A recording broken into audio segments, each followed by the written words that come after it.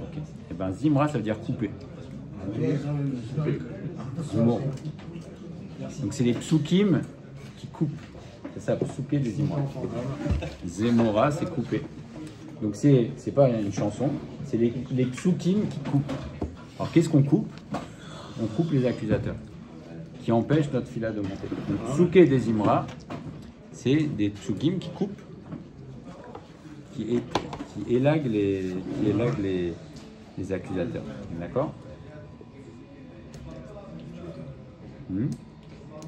Et quand est-ce que ça se fait précisément? Nous dit le Akadosh, quand on dit Veo Achou Michaper Avon Vehashi Vehashi Apo, quand on dit dans Rodou, qu'on va voir aujourd'hui, on va voir Rodou jusqu'à la Natsear, eh bien, c'est le Zohar Akadosh qui nous dit. De la même manière qu'il nous dit dans Parashat Rukat que quand la Tfila est Shlema, alors ça fait descendre des très grandes influences, etc., que la majorité des personnes ne savent pas faire ça. Alors le Zohar Akadosh nous donne la solution, et il nous dit si la Tfila n'est pas Shlema, elle n'est pas faite avec la Kavana, alors ce qui se passe, il y a beaucoup de Malaché Chabala. C'est quoi des Malaché Chabala? Des anges de destruction qui courent après cette Tfila pour l'empêcher de monter. Ils ne veulent pas que ça monte la Tfila. D'accord? Parce que sinon ça fait descendre la bracha. Et les anges accusateurs ne veulent pas. Et il y en a qui courent après la Tfila. Alors quand on dit Ve'urachu Michaper Avon, il y a 4 mots qui sont dits et qui correspondent à 4 anges accusateurs. Il y a Avon, ça fait référence au Samer même, le Nachash. Donc Avon, c'est le Nachash Akadmoni. Velo Yashrit, ça fait référence au Mashrit. Ve'erba Le'ashiv Apo, il y a un malheur qui s'appelle Af, aussi qui veut empêcher. Velo Yair Kol Chamato, ça fait référence au malheur qui s'appelle Chema, qui n'est pas Chema avec le Aleph, c'est Chema, comment? Le Mashrit, c'est le destructeur. Alors grâce à ces 4 mots qu'on dit, alors ça permet à la Tfila de monter parce que ces anges-là ne peuvent pas nous courir après. Et donc ça, c'est même si on ne fait pas une Tfila Bekavana, alors ça permet de nous libérer. Ok. Alors quel est le début officiel entre guillemets de la Tfila? C'est le mot Rodou. Hein? Avant, c'est un peu l'introduction, bien que ce soit très important. Mais on voit qu'à chaque fois qu'on va aborder un sujet, on commence par un remerciement à Kadosh Baruch Hu, n'est-ce pas? Et on va poser la question, à qui on dit Rodou? Le chef. Rodou la chef. Mais à qui est-ce qui a interpellé Rodou? Ah, ça passe au père. Alors on va voir les premières questions. Maintenant, à chaque fois qu'on aborde un sujet, notamment la tfila, on va commencer par un remerciement. Le matin, quand on se lève, quel est le premier mot qu'on dit? Modéani. On commence la tfila, Hodou. Hodou, c'est la reconnaissance. C'est la reconnaissance. Puisqu'on dit Modéani, très bien. Et on nous dit ici, il y a un sefer entier qui parle de la Oda, la Shem. Le fait de remercier à Kadosh Baruch Hu. Et particulièrement dans les Mizmorim qu'on va dire, dans Hodou. Comment il faut remercier Akadosh Baruch Hu? On ne dit pas Stam. Quand on nous dit il faut remercier Hachem, Benevel Vechinor, et Tov Machol avec des instruments de musique, Veminim Veugav. Chacun, ces psukim-là, c'est très important, ils doivent être dits avec une grande simcha. C'est pour ça qu'on doit chanter? Oui, c'est des psukim qui doivent être dits avec une grande simcha, puisque c'est une hoda, c'est un remerciement à Akadosh Baruch Hu, et chacun doit réfléchir aux bienfaits qu'il reçoit d'Akadosh Baruch Hu, et également sur l'homme Israël, et sur toutes les tovot que Akadosh Baruch Hu fait à chacun d'entre nous. Hein. Et on sait qu'une personne peut passer toute sa vie à grogner. Le plus facile dans la vie, c'est quoi? C'est quoi le plus facile dans la vie? C'est de grogner. Et ça va, ça va. Tu regardes ce qui va. Donc il faut regarder. Pour nous, c'est remercier. Remercier. Oui. Donc on n'a pas le temps de remercier. Donc tu ne prends pas pour toi. Dis aux autres. On dit aux autres et à nous-mêmes aussi. Voilà. Oui. On va voir à qui on dit. On n'a pas répondu. Tu as dit que c'était l'assemblée. On va voir si c'est à l'assemblée qu'on parle. Hein. Très bien. Et sur les cadeaux spirituels que Kadosh Baruch Hu nous donne, et c'est marqué dans Maseret Shabbat, Daf Kuf Yotet. Il y a Rabbi aussi qui dit quelque chose de très étonnant. Amar Rabbi aussi, Yehi Chelki mi gomre alel bechol yom. Que ma part soit avec ceux qui terminent, qui font le Hallel Gamour tous les jours. Ça existe ça, quelqu'un qui fait le Hallel Gamour tous les jours? Et Rabbi Yossi dit que ma part soit avec ces personnes. De quoi on parle? Eh bien, on parle des psouké des Imra. Que ma part soit avec ceux qui chantent et qui font les psouké des Imra comme on fait le Hallel Gamour, c'est-à-dire dans une simcha extraordinaire. Il dit, ces gens-là, ceux qui font ça avec la simcha, alors je voudrais que ma part soit parmi eux, parce qu'il faut les dire comme on dit le Hallel. D'accord? Donc la première idée déjà qui est très importante, c'est que ces psukim-là, psuké des Imra, donc ça coupe les accusateurs, même si on ne fait pas Bekavana, ça permet d'élever la tefila, et ce sont des psukim qui doivent être les... Comment? Même si on ne chante pas, la simcha, tu peux... On dit, la simcha c'est un sentiment intérieur, d'accord? Hein? On dit que Rabbi Nachman, il n'avait pas l'air très marrant. Il dit qu'il était très sérieux, et pourtant il était d'une simcha exceptionnelle. La simcha, tu peux voir des gens, il y a souvent des personnes qui font rire la galerie. Ce sont des personnes qui sont très tristes. On dit, on dit que De Funès, c'était pas un homme. Il était hyper marrant, mais c'est un homme qui n'était pas des simcha. Pourtant, tu as l'impression que c'est l'homme, il saute en l'air, pas du tout. La simcha, c'est un sentiment intérieur, c'est-à-dire une personne. Quand est-ce que tu sais vraiment que tu es Bessimcha? Quand tu es chez toi, tout seul. C'est ça où tu vas c'est Bessimcha. Quand si quelqu'un il boit un coup et il est Bessimcha, c'est pas de la simcha, il est saoul. Il est content d'être avec les copains. Mais la simcha, c'est une. On fait un distinguo dans le Hallel où on met une telle cabana, un tel chant, un tel engouement, et que ça, ce Hodou qu'on fait tous les jours, pourquoi on le fait au kilomètre? Parce qu'on ignore. Alors, normalement, on ne doit pas le faire très rapidement, d'accord? Maintenant, il y a une réalité qui s'impose à nous, c'est que, voilà, le Tibour, on ne peut pas rester. Mais faire, on le fait, et encore ici, au Hachem, on l'a fait de manière, voilà, on fait les choses correctement, d'accord? Mais c'est sûr que bâcler complètement les psouké des Imra, c'est un problème, et en tout cas, le but, c'est de sortir d'ici en se disant, voilà, ces psoukim-là, c'est un moment très important et il faut, voilà, Bessimcha, c'est un moment de remerciement à Kadosh Baruch Hu. Maintenant, on a posé la question, à qui est-ce qu'on interpelle? Hodou, reconnaissez. Alors, c'est pas le cas. Hodou Lachem Kirubishmo, Odiou, Ba'ami Malilotav. On interpelle les peuples pour qu'ils reconnaissent à Kadosh Baruch Hu. Donc, c'est pas les hommes, c'est pas nous, c'est pas le cas, c'est Hodou. On interpelle les peuples du monde, les Umot Haolam, pour qu'ils reconnaissent à Kadosh Baruch Hu. Les Hatid Lavo. Les Hatid Lavo, ou même aujourd'hui, quand ils reconnaissent, parfois les peuples reconnaissent la grandeur d'Akadosh Baruch Hu. Alors pas souvent, mais par exemple à Yetziat Mitzrayim, ils ont reconnu. Et le Zohar Akadosh nous dit qu'il y a un but en soi que les Umot Haolam reconnaissent la grandeur d'Akadosh Baruch Hu. Je vous lis. C'est un objectif de la fin du monde. La fin du monde, ou aussi il y a parfois des goïms qui reconnaissent. Alors c'est vrai que c'est pas très commun, mais en tout cas quand ils reconnaissent, ça s'appelle, voilà, oui, quand il y a quelqu'un qui reconnaît. Il est presque juif, ça. Il y a une ampoule dans sa tête. Quand les autres peuples, nous dit le Zohar, quand les autres peuples se soumettent devant la Gdusha et ils viennent, ils reconnaissent que devant un Kadosh Baruch Hu, alors quand ils se soumettent devant un Kadosh Baruch Hu, ils reconnaissent que c'est lui le vrai Dieu, alors Nishlam Gvodo chez la Kadosh Baruch Hu les Mata. On aurait pu dire, mais qu'est-ce qu'on s'en fiche? Les goïms, qu'est-ce qu'on s'en fiche? Non. Quand eux aussi viennent, alors ça fait que le Kavod d'Akadosh Baruch Hu, l'honneur d'Akadosh Baruch Hu est parfait en haut et en bas. Parce qu'on sait que le Ham Israël, on est le Ham, le peuple Kohen du monde, d'accord? Mais le but final, le vrai but, que le monde entier reconnaisse. Où est-ce qu'on a vu ça? On a vu ça à Yetziat Mitzrayim. Yetziat Mitzrayim n'était pas uniquement à l'attention des Bnei Israël. Il y a les 7 lois noires, justement pour les... Effectivement. Et quand le dévoilement d'Akadosh Baruch Hu se fait au moment de Yetziat Mitzrayim, c'est pas que pour les Bnei Israël. Pourquoi? Puisqu'on voit que le paroxysme de la sortie d'Égypte, c'est quand? C'est Kriyat Yam Souf.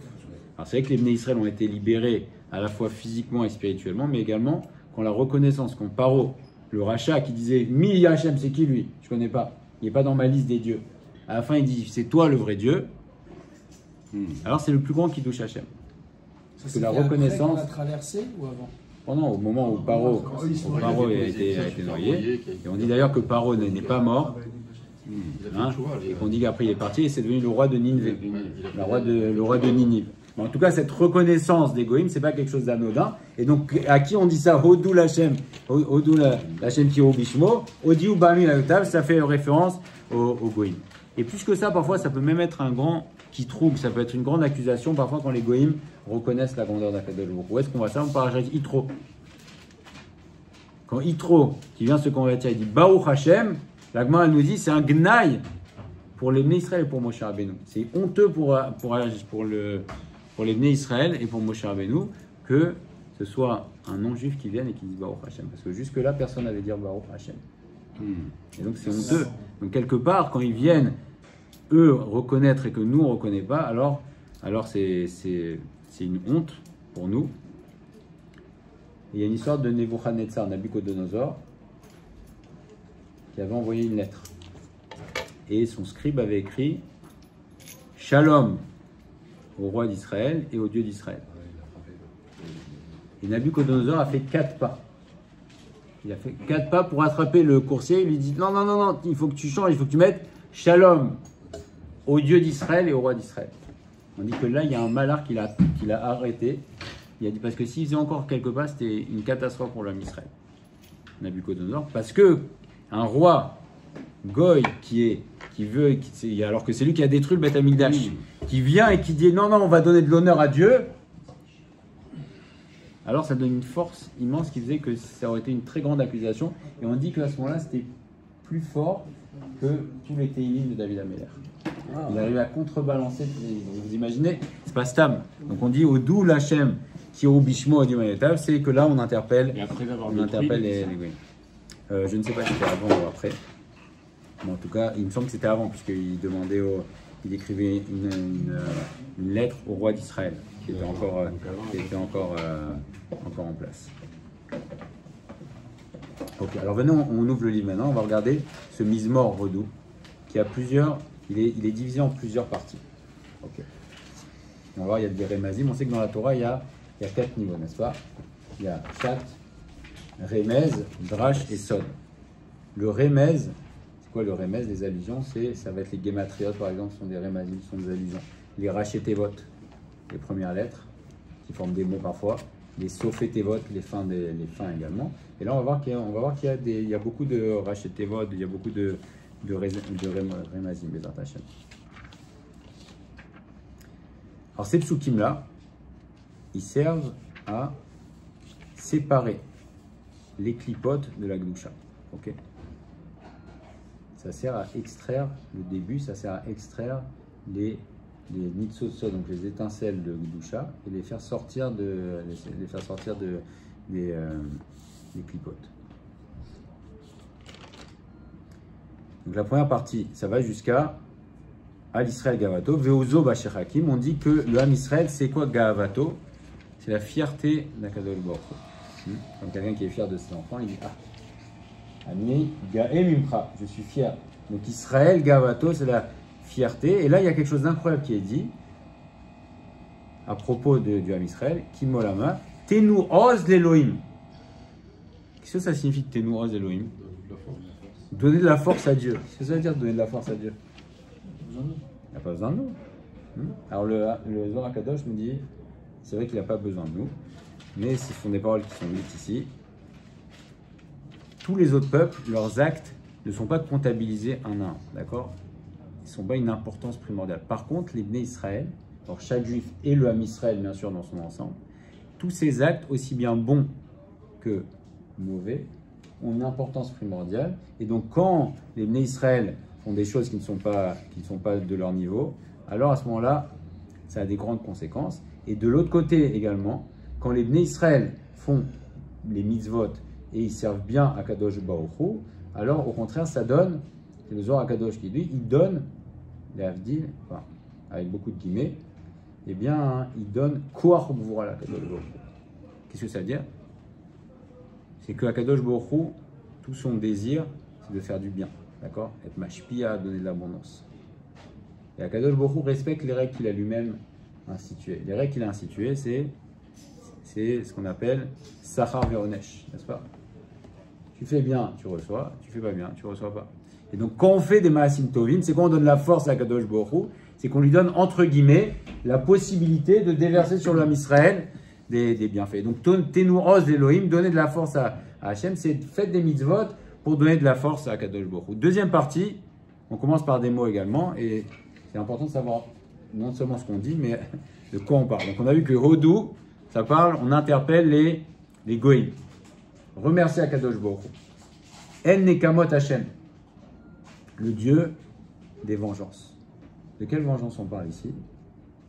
Si on parle des Asara Arugé Malchut.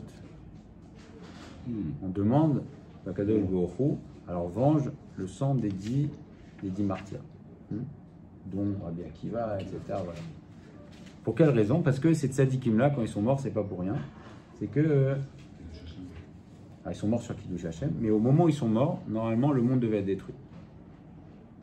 Il n'y avait plus de Srouyat, le Beth Amikdash était détruit, le Ham Israël était en déliquescence, et donc, normalement, le monde devait être détruit. Ces 10 tzadikim-là, ils sont morts, et jusqu'à la fin des temps, jusqu'à Biat HaMashiach, grâce à leur mort, ça permet d'élever, au moment quand on fait ce mise-mort, d'élever les étincelles de Gdusha. Et donc, c'est ça qu'on dit Kel Nekamot Hashem, puisque ces psukim-là, ça permet d'élever les mitzvot de Gdusha. Quand on dit ça, alors on fait référence aux 10 martyrs, et ça permet de faire sortir des clipotes les étincelles de Gdusha. Comment? C'est dans la paracha d'hier, on a vu que Aaron et Myriam partent.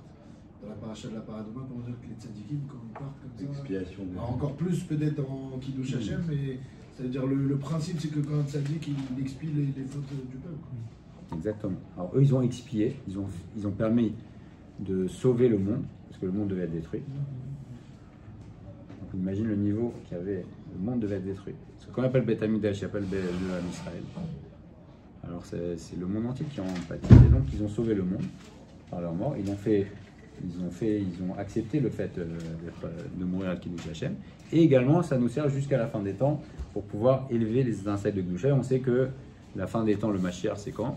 C'est quand toutes les étincelles qui sont dans les clipotes seront sorties. Alors c'est fini, puisqu'on dit Bila Amavet la Netza. C'est quoi Bila Amavet la Netza? La mort disparaîtra. Pourquoi? Parce que la mort, c'est les clipotes. Donc quand on aura extrait toutes les étincelles de Gdusha des clipotes, alors à ce moment-là, elles meurent, les clipotes. D'accord? Ce qu'on fait aussi, c'est pour ça qu'on fait les ktorettes régulièrement. On avait vu ensemble que les ktorettes, ça a la force, puisqu'il y a 11 samamanim, c'est en comparaison aux 11 clipotes. Et donc quand on dit les 11 samamanim, les 11 ingrédients, alors ça annule aussi la force des clipotes et ça permet de faire monter les étincelles de Gdusha. Les 11 ingrédients de la Torah, Atsori, Atibon, Chedbena, voilà, ça ce sont les 11. Ok. Alors maintenant on va voir un petit remèze, regardez, juste la page d'après. Vani Bechazera Batarti, Yagel Libi Bishuatecha, Ashira Lachem, Ki Gamal Alay. Vous voyez les 3 dernières lettres. Yud, Lamed, Yud. Oui. Ki Gamal Alay. On va le retrouver souvent. C'est un nom, on dit le Harizal, qui Shem Ze Maale Neshamot de Asya. Ça permet de faire monter les Neshamot. Yud, Lamed. Vous voyez, Ki Gamal Alay. Non. Ça ne peut pas monter les Neshamot. C'est bien les Enu Nishmat, le dernier Kaddish, mais c'est pas le même but.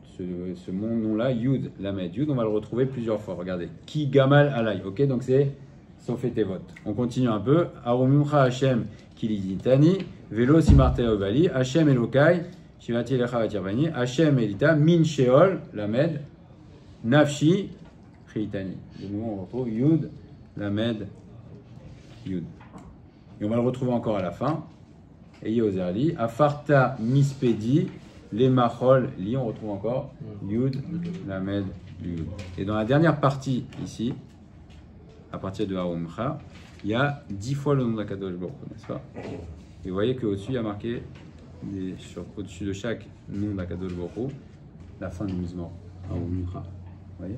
Sur la fin du Mizmor, Hachem, qui dit, il y a 10 il y a 10 fois le nom de la Kadosh Baruch Hu dans ce Yom, c'est Keneged, les 10, c'est en comparaison aux 10 Sphirot, d'accord, pour permettre de faire monter les Neshamot. Et le dernier mot de ce Mizmor, c'est quoi? Comme par hasard, le Olam, Odeka. Donc on commence par remercier et ça finit par remerciement. Et après on va dire aussi Mizmor les Toda. Donc tout tourne autour du remerciement et ça rejoint une idée qu'on avait dit au début de ces shiurim, c'est que le remerciement à Kadosh Baruch Hu, ça s'appelle une tfila.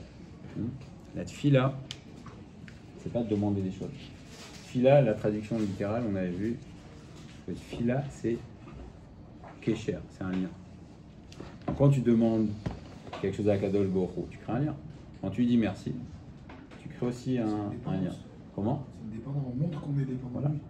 Quand tu demandes, tu montres que tu es dépendant. Et quand tu le remercies, de la même manière, tu reconnais que tout ce que tu as, ça vient de lui. Et donc, ça s'appelle une fila. Donc la Oda, ça s'appelle une fila. Et on voit que tout tourne autour de la Oda. Et on voit l'importance d'être modé à Kadosh Baruch Hu, parce que celui qui est modé à Kadosh Baruch Hu aussi, il est Besimcha, n'est-ce pas?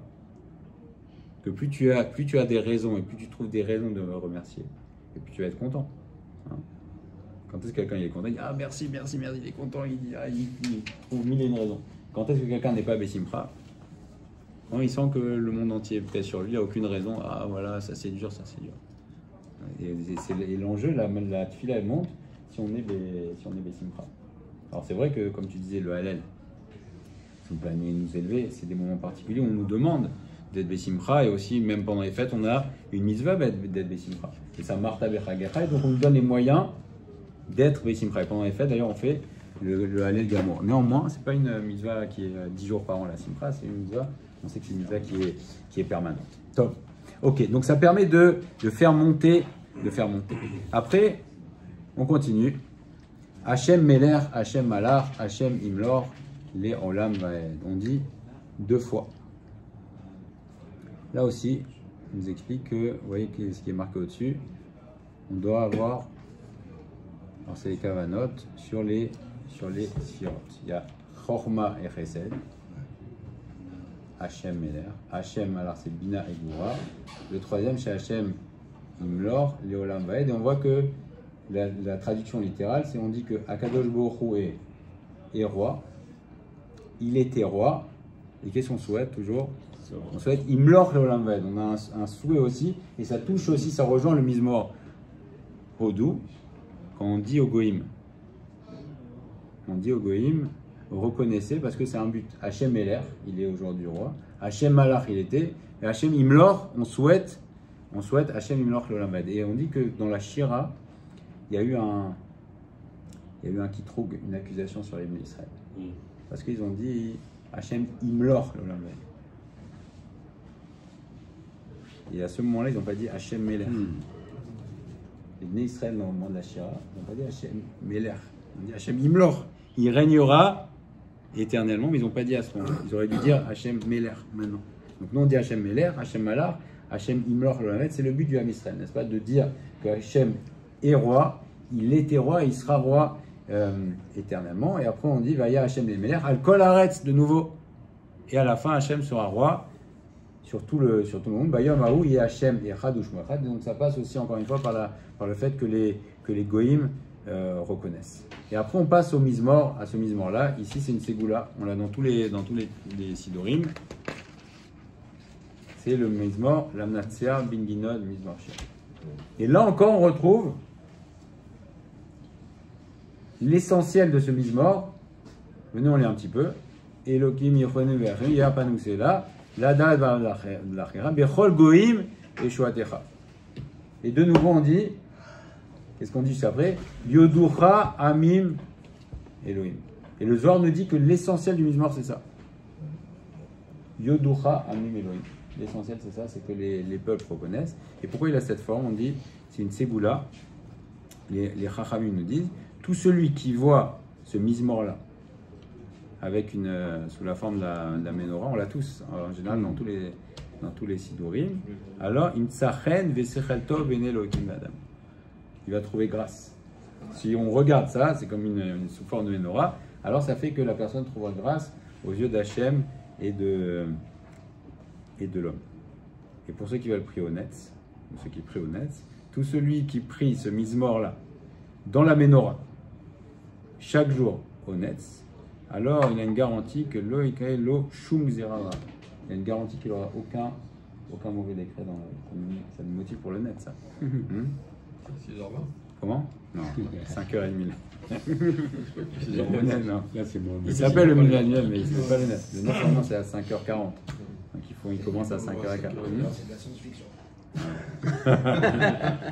Et donc à 6h20, tu te rapprocheras de 5h40. Veillez, chashuv lifne boreolam.